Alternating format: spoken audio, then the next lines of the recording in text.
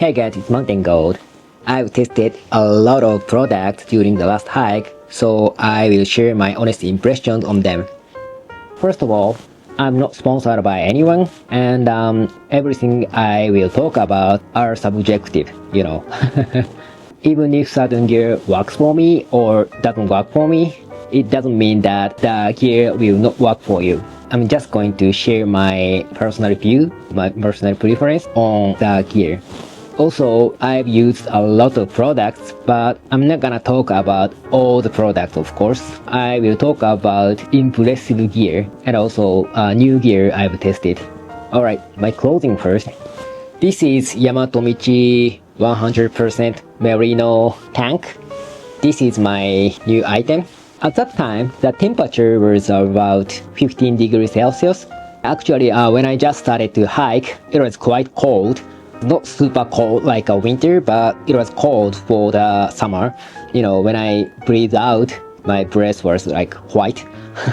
I think it was below 10 degrees Celsius or so.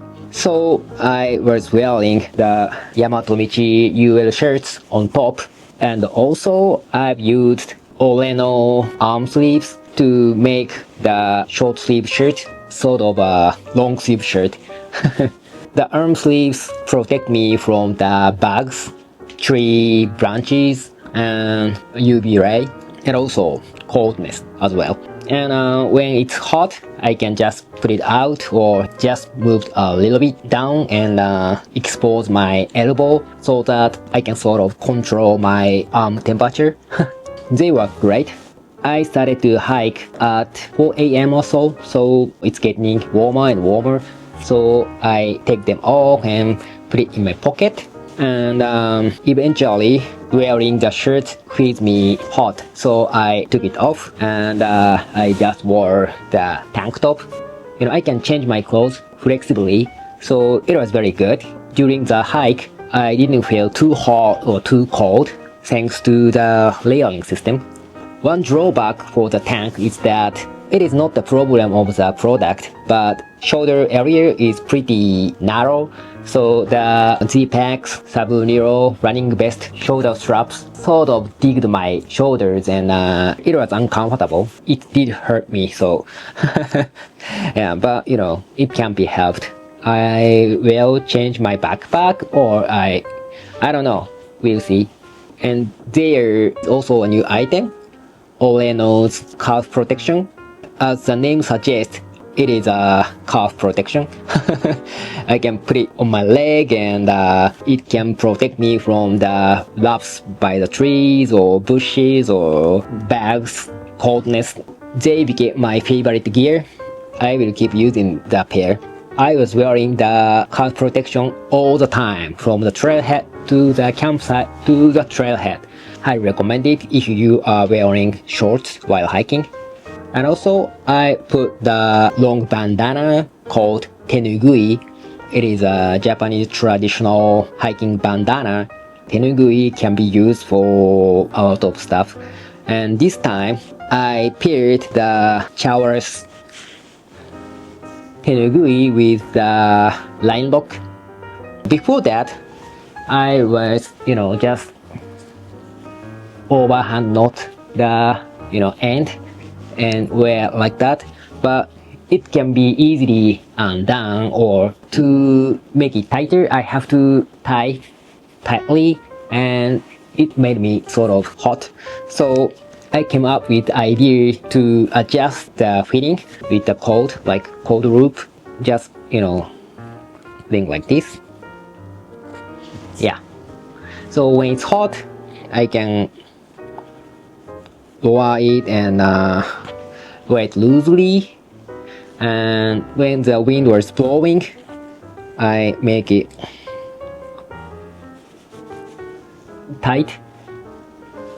Yeah, it weighs nothing, but it is super handy. It's super easy to make, so if you are Tenugui user, I highly recommend it. Basically, I wore these stuff on the first day. On the campsite, I was wearing the Yamatomichi Active Pullover on top of the UL shirt. It is warm for the weight. It's light and It's sort of bulky, but it breathes well. I like it. I also wore the Appalachian Gear Company alpaca beanie. You can't get it anymore. Appalachian Gear Company are closed, but you can buy this sort of Merino wool or alpaca beanie from many other gear companies. It kept my head warm. It helped me a lot. And also, I was wearing the Zpacks Ultralight down jacket. It was very toasty and it's super light. During the daytime, it was very hot, but after the sunset, it got very chilly. It was like 7 or 8 degrees Celsius. It was pretty cold, and the wind was blowing so bad. So I wore it and I slept in it. I was sleeping in the Zpacks down bag. I think it is 30 degree kilt. It was warm enough. It weighs just a few ounces heavier than the summer kilt, but it is much warmer than the summer kilt. It is super puffy. The loft is much higher than the summer kilt. It has a zip, so I have much less draft in it. But it doesn't have a hood like head area, so I was putting the beanie and put my hood on and slept comfortably. Although the temperature was pretty low and I've got a draft from the outside. This time I've used Zpacks Hexamid pocket tarp and Borah gear Cuben bag Bivy. It doesn't have a floor and it doesn't have a bathtub, so the draft came in, but the BB sack have a bit of bathtub, maybe, I don't know, 3 inches or so.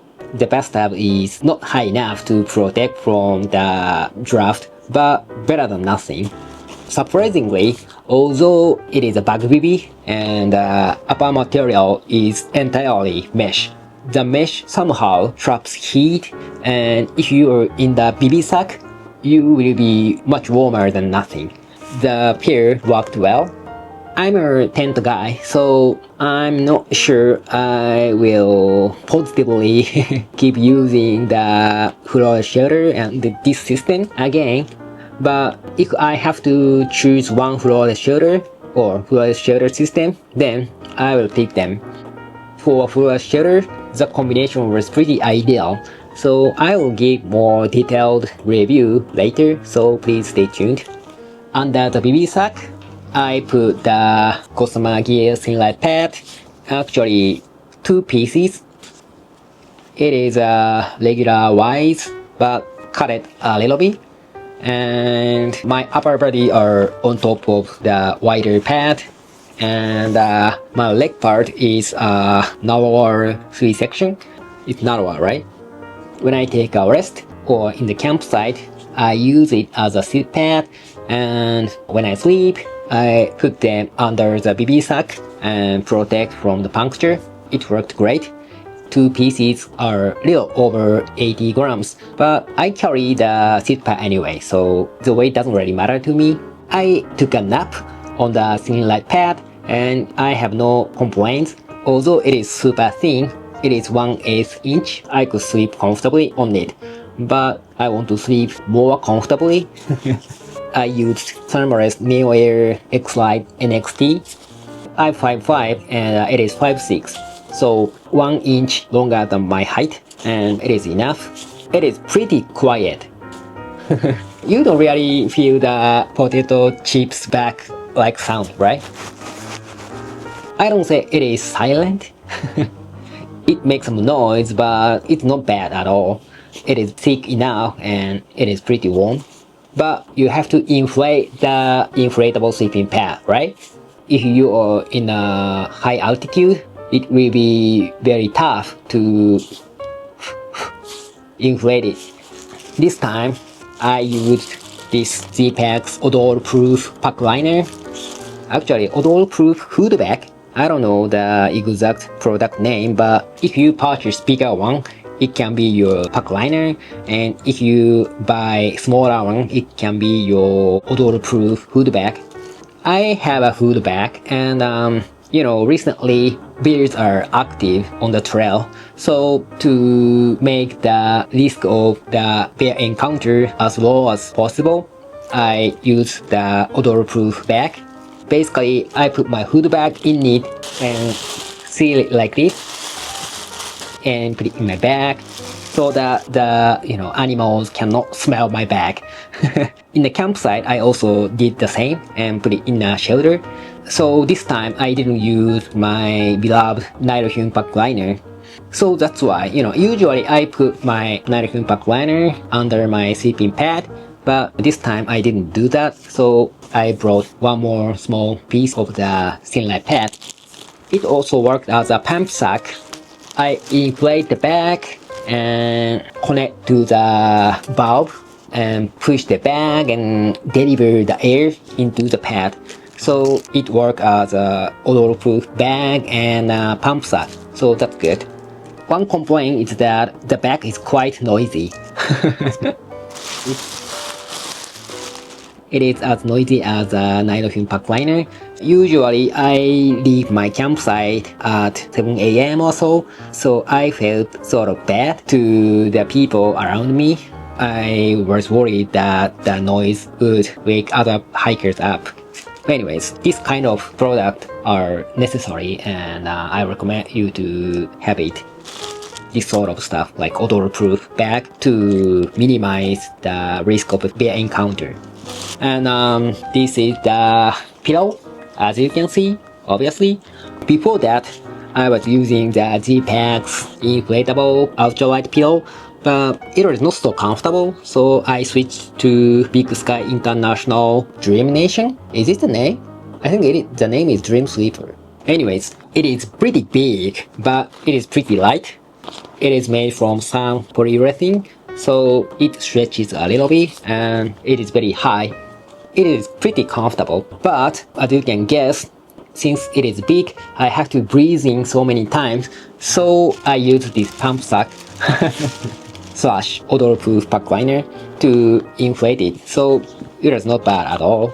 And on the second day, as I said, it was pretty cold and windy, so I put the Zpacks Ultralight Ventum Ripstop Nylon wind jacket, like wind shirt, on the Yamatomichi Active Pullover. They breathe pretty well, so I kept wearing it. Occasionally, I felt hot in them. In Japan, if you are hiking on the ridgeline before the sunrise, when the wind is not blowing, you will feel hot in them, but when the wind is super strong, wearing them all together are pretty comfortable. Japanese trail is very unique. It is a ridgeline and you have to go like this. So if wind is blowing this side, and if you are walking this side, you don't feel the wind. But once you come here, the wind is super strong, weak, nothing, strong. So this is a typical Japanese ridgeline trails. So warm and breathable layering is pretty important and necessary, and they work phenomenally. On top of the shorts, I was wearing the Enlightened equipment copper-filled pants. I really like this product because it has a snap button, and when it is unsnapped, you can wear it without putting off your shoes, and you can snap it and make it tighter.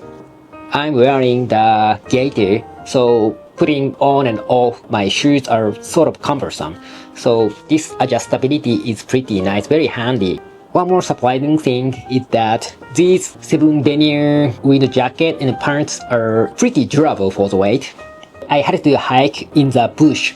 I have to swim in the bush sort of thing, and they survived. There are no signs of wear or tear or whatsoever on my eyes. I don't know, if I use the microscope, I will find some holes or things like that. But as first I checked, there are no signs of damage.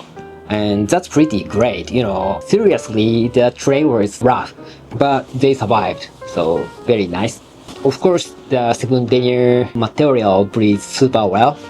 Alright, I think I talked about everything for today. If you have any questions or comments, please feel free to leave in the comment section. I'm happy to have conversation with you guys. That's all for today. Thank you very much for watching my video. If you like this video, please hit the like button, and if you are not subscribed yet, please do that. If you have done so already, as always, thank you very much. I really appreciate your support. I'm also doing Instagram, and the link is in the description, so please feel free to follow me. See you on the trail. Bye.